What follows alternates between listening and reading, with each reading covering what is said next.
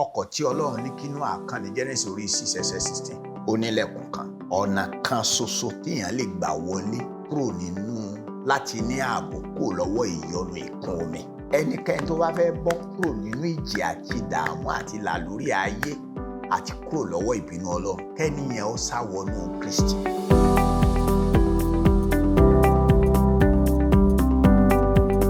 Ọba àwọn ọba, a dúpẹ́, a gbé orúkọ rẹ̀ ga torí pé o ṣe Jésù Kristi, bá ọpẹ́ kó gbà yẹn wá. Olúwa rán ọ̀rọ̀ rẹ̀ sí wa, jẹ́ ká ṣe rere nípa ọ̀rọ̀ rẹ̀. Jésù Kristi Olúwa wa, àmín.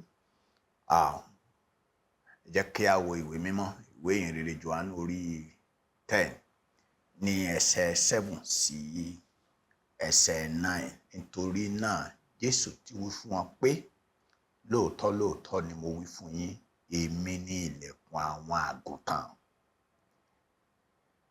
Olè àtọlọ́ṣà ni gbogbo àwọn tí ó wá síwájú mi, ṣùgbọ́n àwọn àgùntàn kò gbọ́ tí wọ́n. Èmi ní ilẹ̀kùn.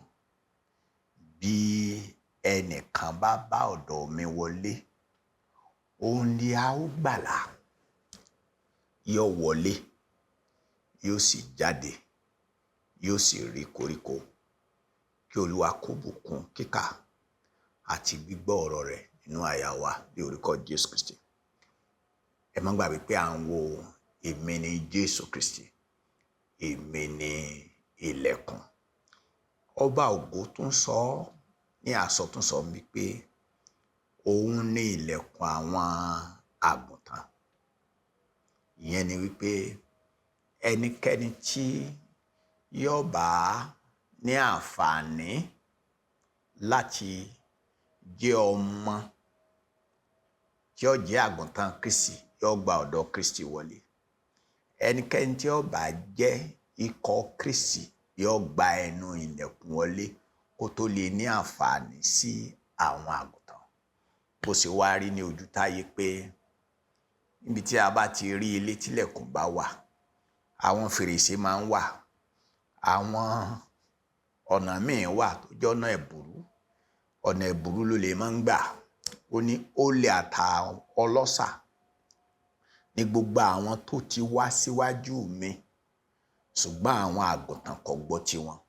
Nígbà tí Jésù bá ń sọ̀rọ̀ olè àtọlọ́ṣà ń bí, ẹ jẹ́ kó yé wa pé èèyàn ni Jésù ń bá wí, kò bá èṣù wí. Bẹ́ẹ̀ ni pé àwọn tó ti lọ ṣáájú òun, ìyẹn ni pé àwọn tí wọ́n ti wá nínú àwọ̀ ènìyàn, tí wọ́n jẹ́ èèyàn adarí oorun bíi tiwa, kí Kristi olùgbàlà kó tó di pé ó ti ọ̀run sọ̀kalẹ̀ tàbí nínú Màríà wúńdíá kọ́rọ̀ tó di ara, kọ́rọ̀ tó di èèyàn. Gbogbo àwọn tán ti wá síwájú táwọn èèyàn gbé òṣùbà kárí fún, àwọn èèyàn tí wọ́n fira wọn pè tí àwọn èèyàn sì ń júbà bíi ẹni iyì àti ẹni ẹ̀yẹ.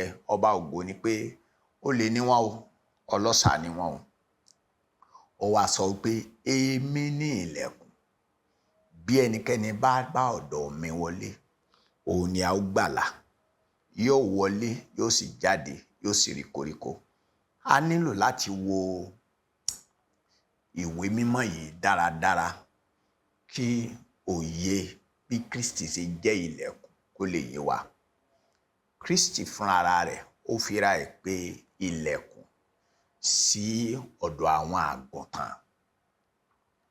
Gbogbo àwọn tí wọ́n ti wá ṣáájú Kristi tàbí àwọn tán fira wọn pé Kristi, tẹ́ ẹ bá rí ẹnikẹ́ni tó pèrè ẹ̀ ní Kristi, Olúwa ní olè lolúwa rẹ̀, ọlọ́ṣà ni. Tẹ́ ẹ bá rí ẹnikẹ́ni lóde òní yìí náà tó bá fira ẹ̀ pé Kristi, olè àtọlọ́ṣà ni. Ọba ògo sọ wípé ó ní ilẹ̀kùn sí ìgbàlà.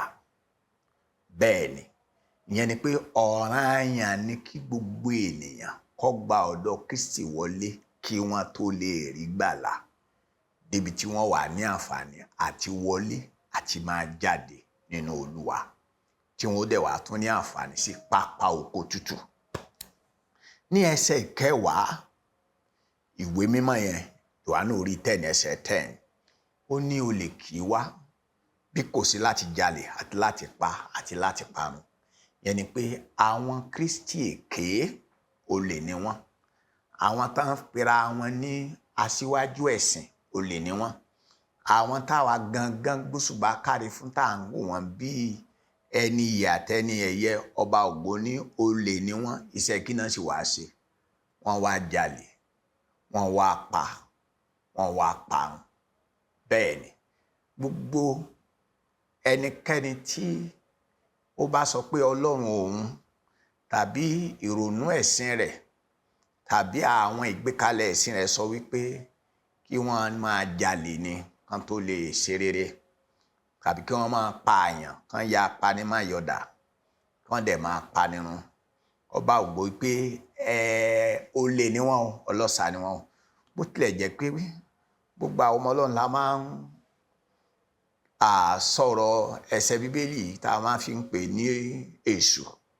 Bẹ́ẹ̀ ni olè náà, Sátánì náà wá jalè ni, ní tí èsì tiẹ̀ lọ fẹ́ sọ di tiẹ̀.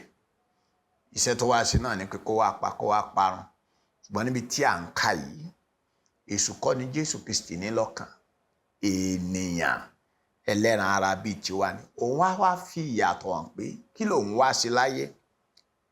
Ó ní èmi wá kí wọ́n lè ní ìyè àti kí wọ́n lè ní ọ̀pọ̀lọpọ̀. Ọba Ògo wá dá dúró ń bẹ̀. Ó wá jẹ́ kó yé wa pé òun gẹ́gẹ́ bí olùṣọ́ àgùntàn rere, òun wá kú fún àgùntàn ní ẹsẹ̀ 11. Èmi ni olùṣọ́ àgùntàn rere. Olùṣọ́ àgùntàn rere fi ẹ̀mí rẹ̀ lélẹ̀ nítorí àwọn àgùntàn. Ní ẹsẹ̀ 12 àti ẹsẹ̀ 13 ló wá fi ìyàtọ̀ hàn láàrin alágbàṣe àti olùṣọ́ àgùntàn rere. Ó ní ṣùgbọ́n alágbàṣe tí kì í ṣe olùṣọ́ àgùntàn, ẹni tí àwọn àgùntàn kì í ṣe tirẹ̀, ó rí ìkookò ń bọ̀, ó sì fi àwọn àgùntàn sílẹ̀, ó sì sá lọ. Ìkookò sì mú àwọn àgùntàn, ó sì fọ́n wọn káàkiri. Alágbàṣe sá lọ torí tí í ṣe alágbàṣe kò sì náání àwọn àgùntàn. Bẹ́ẹ̀ ni ẹni tí kò lè gbà rẹ̀ yóò fi ni ṣòfò ni. Gbogbo àwọn tí àwọn èèyàn múra kankan sí ọ̀rọ̀ wọn nínú ẹ̀sìn, alágbàṣe ni wọ́n. Ṣùgbọ́n Jésù Kristi gẹ́gẹ́ bí olùṣọ́ àgùntàn rere, ní ẹsẹ̀ 14 ó ní èmi olùṣọ́ àgùntàn rere, mo sì mọ àwọn tèmi sì mọ̀ mí. Bẹ́ẹ̀ ni ẹ má gbàgbé pé à ń wo Kristi bíi ilẹ̀kùn. Kí ọ̀rọ̀ yìí tún lè yé wa dáadáa, ẹ jẹ́ kí a wo àwọn ilẹ̀kùn tàbí ẹnu ọ̀nà nínú Bíbélì tí wọ́n jẹ́ ọ̀tọ̀lórìn. Àwọn ọ̀tọ̀lórìn ilẹ̀kùn nínú Bíbélì, kí òye tí Jésù Kristi ń sọ kó lè yé gbogbo wa dáadáa pé òun ni ilẹ̀kùn. Àkọ́kọ́ ni wípé mo sì fẹ́ sọ 14 fún wa.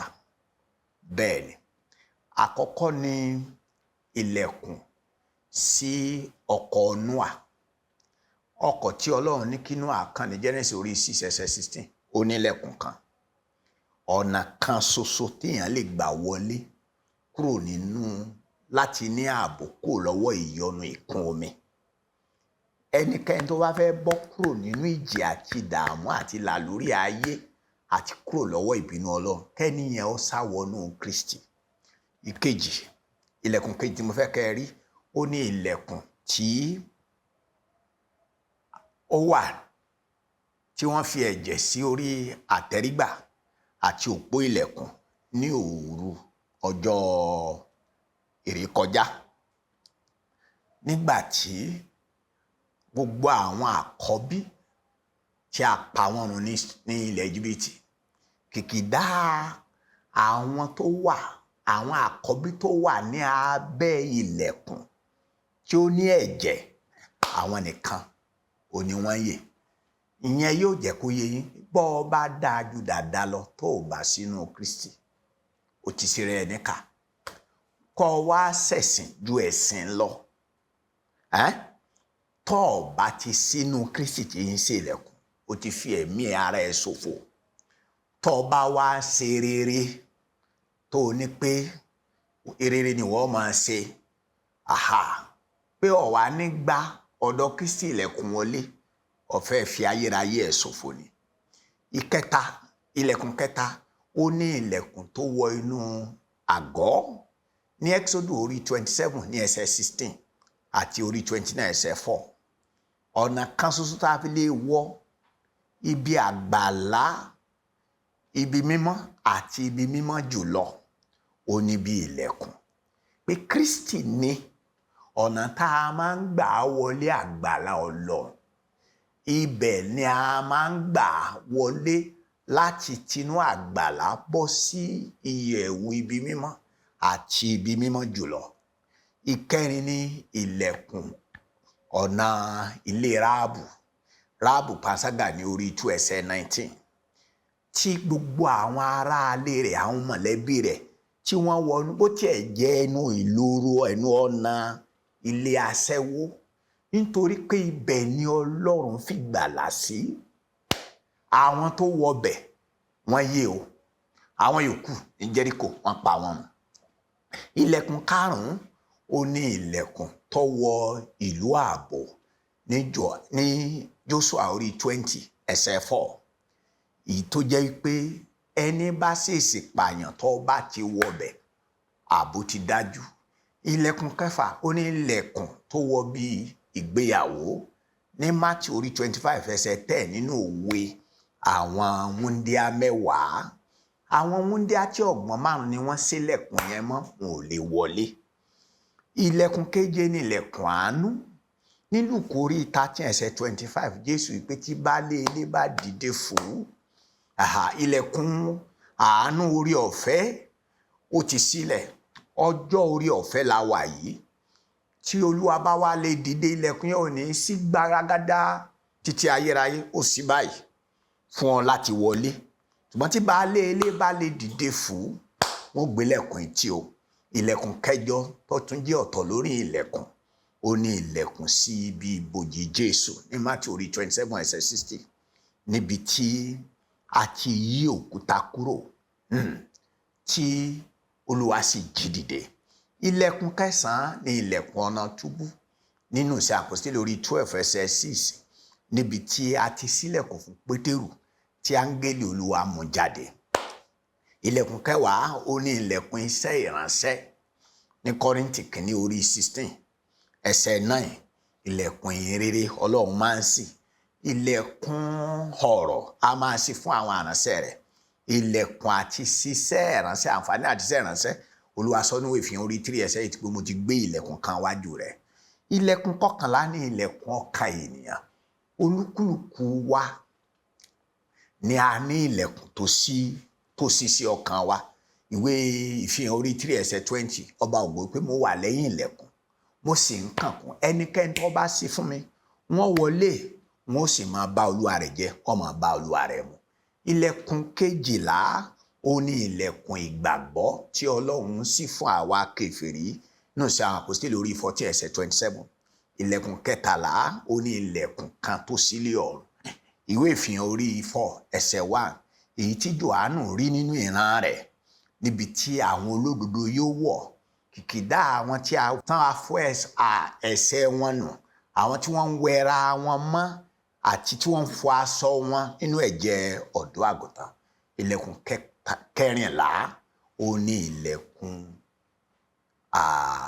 ọ̀gbun àìnísàlẹ̀, níbi tí Ọlọ́run yóò ju Sátánì àti àwọn ọmọ ogun rẹ̀ sí nínú ìwé Ìfihàn orí 20 ẹsẹ̀ 1 ẹsẹ̀ 2 àti ẹsẹ̀ 10. Ẹ jẹ́ á gbàdúrà. Bàbá mímọ́, ògo ni forúkọ rẹ̀. Ayérayé, bí o tún ti mú ọ̀rọ̀ ilẹ̀kùn wá nínú àwọn àpẹẹrẹ ilẹ̀kùn tí a rí nínú Bíbélì láti jẹ́ kó yé àwọn èèyàn rẹ̀ pé Jésù Kristi lòun ilẹ̀kùn, jẹ́ káwọn èèyàn rẹ̀ ó gbégbèsè àti wọlé kí wọ́n sì rí gbàlà, kí wọ́n máa wọlé kí wọ́n máa jáde nínú rẹ̀, kí wọ́n sì máa rí koríko tútù jẹ. A dúpẹ́ torí pé o ti gbọ́. Jésù Kristi Olúwa wa. Àmín.